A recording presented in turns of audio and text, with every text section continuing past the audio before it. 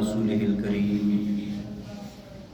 أما بعد فأعوذ بالله من الشيطان الرجيم بسم الله الرحمن الرحيم قل كفى بالله بيني وبينكم شهيدا يعلم ما في السماوات والأرض والذين آمنوا بالباطل وكفروا بالله أولئك هم الخاسرون صدق اللہ العظیم۔ توجہ فرمائیں، سورہ عنکبوت آیت نمبر 52۔ اللہ رب ذوالجلال فرماتے ہیں قل کفی باللہ بینی و بینکم شہیدا، فرمایا کہ آپ فرما دیجئے کہ میرے اور تمہارے درمیان میں اللہ تعالیٰ کافی ہے گواہ، میرے اور تمہارے درمیان میں اللہ گواہی کے لیے کافی ہے۔ یعلم ما فی السماوات والارض، فرمایا کہ وہ اللہ جانتا ہے جو کچھ بھی آسمانوں میں ہے اور زمین میں ہے۔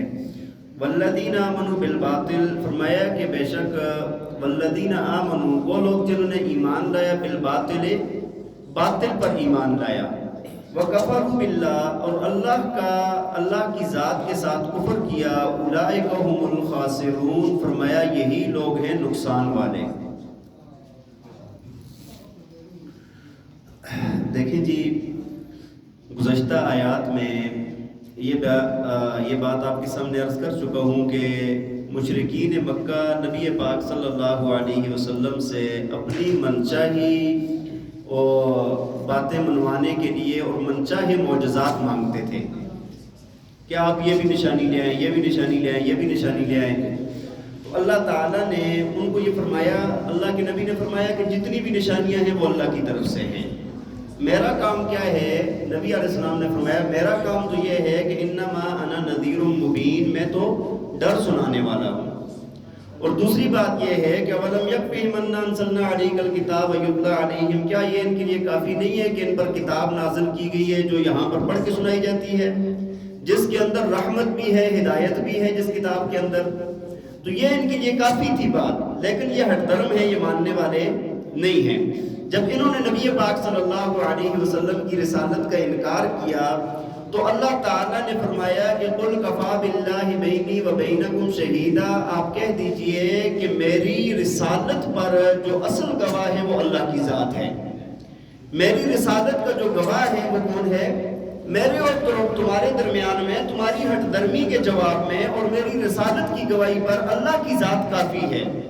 اللہ کی ذات کی گواہی بہت ہے۔ اور وہ اللہ کیسا ہے؟ یعلم ما فی السماوات والارض، وہ جانتا ہے جو کچھ بھی آسمانوں میں ہے، زمین میں ہے۔ وہ میری رسالت کو بھی جانتا ہے، تمہاری ہٹ درمی کو بھی جانتا ہے، اس کی گواہی کافی ہے۔ اور جو تم لوگ اتنے دلائل اور ان کے سب کے باوجود تم لوگ نہیں مان رہے ہو، فرمایا والذین آمنوا بالباطل، جن نے باطل پر ایمان لایا، وکفروا باللہ، اللہ کی ذات کا انکار کیا، اولئک هم الخاسرون، یہ کیا ہے؟ نقصان والے لوگ ہیں، گھاٹے والے لوگ ہیں، یہی لوگ اپنے آپ کو تباہ کر رہے ہیں۔ تو ایک بات تو یہ تھی کہ نبی علیہ السلام کی رسالت کو نہیں مانتے تھے، اور دوسری بات یہ تھی کہ یہ کہتے تھے کہ اگر آپ سچے نبی ہیں تو پھر عذاب لے آئیں، جس طرح پہلی قوموں پر عذاب نازل ہوا ہے آپ بھی عذاب لے آئیں، اور تسقط السماء کسفا من السماء، کہ آپ آسمانوں سے کوئی ٹکڑا ہمارے اوپر گرا دیں۔ یہ مختلف طرح کے عذاب مانگتے تھے کہ آپ لے آئیں پھر۔ اللہ تعالیٰ نے اس کی بات فرمائی ہے وَيَسْتَعْجِلُونَكَ بِالْعَذَابِ، فرمایا کہ یہ عذاب طلب کرنے میں بہت جلدی کرتے ہیں۔ وَلَوْلَا أَجَلٌ مُّسَمًّى لَّجَاءَهُمُ الْعَذَابُ، فرمایا کہ اگر اللہ کی طرف سے ایک وقت مقرر نہ ہوتا نا تو ان پر عذاب آ جاتا۔ وَلَيَأْتِيَنَّهُمْ بَغْتَةً وَهُمْ لَا يَشْعُرُونَ، اور فرمایا کہ ان پر عذاب اچانک سے آ جائے گا، ان کو خبر تک نہیں ہوگی۔ دیکھیں، انسان کی موت آ جاتی ہے اچانک، انسان کو خبر ہے، یا جب بھی اللہ کا عذاب آتا ہے انسان بالکل بے خبر ہوتا ہے، لیکن اللہ کا عذاب آ جاتا ہے۔ آپ دیکھیں ماضی کے جتنے بھی واقعات ہیں، جب یہود کی اللہ تعالیٰ کے نبی اور صحابہ کے ہاتھوں سے اللہ تعالیٰ نے ان پر عذاب نازل کیا، وہ اپنے مزے میں لگے ہوئے تھے۔ خیبر والوں کو آپ دیکھیں اپنے مزے میں لگے ہوئے تھے، عذاب آیا نہ آیا ان پر۔ یہ ایمان والوں کا ان کے اوپر یہ جانا ہی ان کے لیے عذاب تھا۔ مکہ والے اپنے بالکل بے غم تھے۔ جب نبی علیہ السلام اپنی صحابہ کو لے کر آئے، جب بہت قریب پہنچے تب جا کر ان کو پتہ چلا، اور اس وقت ان کو خوف پیدا ہوا۔ مختلف طرح کے کبھی بھی کوئی بھی عذاب آتا ہے، کسی قوم پر بھی عذاب آتا ہے، وہ بے خبر ہوتے ہیں اور اچانک سے عذاب آ جاتا ہے۔ آگے اللہ تعالیٰ نے فرمایا استعجلونک بالعذاب، یہ آپ سے عذاب جلدی طلب کرتے ہیں، وَإِنَّ جَهَنَّمَ لَمُحِيطَةٌ بِالْكَافِرِينَ، فرمایا کہ بے شک جہنم کافروں کا احاطہ کرنے والی ہے۔ یہاں پر تو ایک تو دنیا کے اندر عذاب آئے گا نا، جیسے ہی مریں گے آگے ان کے لیے جہنم تیار کھڑی ہے۔ یوم یغشاہم العذاب من فوقہم ومن تحت ارجلہم ویقول ذوقوا ما کنتم تعملون، فرمایا کہ جس دن ان کو ڈانپ لے گا عذاب ان کے اوپر سے اور ان کے پاؤں کے نیچے سے، اور ان کو کہا جائے گا کہ جو کچھ تم کرتے رہو اس کا مزہ چکھو۔ دیکھیں جب جہنم کے اندر ڈالا جائے گا نا تو آپ کے شعلے اوپر بھی ہوں گے نیچے بھی ہوں گے، اوپر نیچے دائیں بائیں ہر طرف سے ان کو عذاب ڈانپ لے گا۔ تو اس عذاب سے ان کو ڈرایا جا رہا ہے، وہاں پر کہا جائے گا کہ یہ تمہارا وہی جو تم مانتے تھے نا، جو تم نے کام کیے نا، اسی کی یہ سزا ہے۔ اللہ تعالی ہم سب کی حفاظت فرمائے۔ اور آگے فرمایا جو نیک لوگ اور خاص کر ہجرت کی طرف جو ہے اشارہ فرمایا ہے، یا عبادی الذین آمنوا ان ارضی واسعۃ فایاج فاعبدون، فرمایا کہ اے میرے وہ بندوں جو ایمان لائے ہیں، ان ارضی واسعہ، بے شک میری زمین وسیع ہے، فایاج فاعبدون، خاص میری ہی عبادت کرو۔ جہاں کہیں پر بھی اگر اسلام کے شاعر کی اجازت نہ ہونا، اس پر پابندی لگ جائے تو بعض دفعہ ہجرت کرنا وہاں سے ضروری ہوتا ہے، اور بلکہ ہجرت کرنا اگر ایسی پابندی ہو تو ہجرت کرنا فرض عین ہو جاتا ہے۔ جس طرح صحابہ کرام نے ہجرت کی ٹھیک، اور اس کا بڑا اجر بھی ہے۔ جہاں کہیں پر بھی اگر ایسی تنگی ہونا وہاں سے ہجرت کر لینا بہت بہتر ہے۔ وقتی طور پہ بڑی مشکلات ہوتی ہے، اپنی زمین کو، اپنی جگہ کو چھوڑنا، اپنے رشتہ داروں کو، عزیز و اقربا کو، یاروں دوستوں کو چھوڑنا بڑا مشکل ہوتا ہے، لیکن آگے اللہ تعالیٰ نے اور زیادہ آسانیاں پیدا فرمائی ہوتی ہیں۔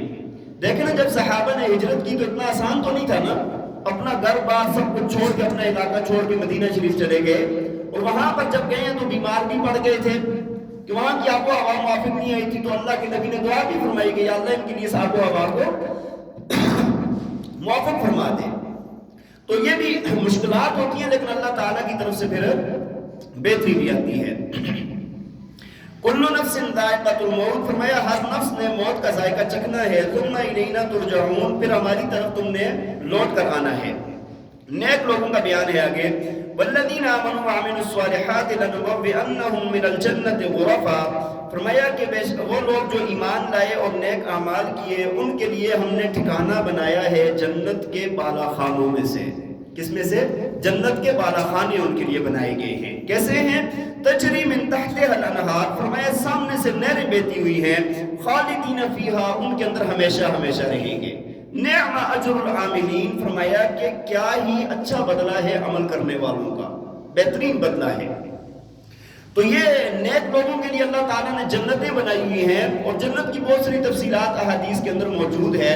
جس طرح ایک حدیث شریف کے اندر فرمایا کہ وہ جو بالا خانوں والی جنت ہوگی نا، اس کی دیواریں اتنی شفاف ہوں گی کہ اندر والے کو باہر کی جگہ نظر آئے گی، باہر والے کو ہاں یاقوت مرجان سے سجی ہوئی جنت، اور بہت عالی شان جنت ہوگی، اور سامنے سے نہریں بہتی ہوئی ہوں گی، ہاں جی، سبز باغ ہوں گے، اور ان کے اندر ریشمی کپڑے پہنے ہوئے ہوں گے جو سبز رنگ کے ہوں گے، وہاں کی بات ہی کچھ اور ہوگی۔ اور فرمایا الذین صبروا علی ربہم یتوکلون، یہ ان لوگوں کے لیے ہے کہ جنہوں نے صبر کیا اور اپنے رب کی ذات پر توکل کیا ہے، ایمان لائے، نیک اعمال کیے، صبر کیا اور توکل کیا، ان کے لیے اللہ تعالیٰ نے ایسی جنتیں تیار کر کے رکھی ہیں۔ اللہ تعالیٰ ہمیں عمل کرنے کی توفیق عطا فرمائے۔ وآخر دعوانا ان الحمد للہ۔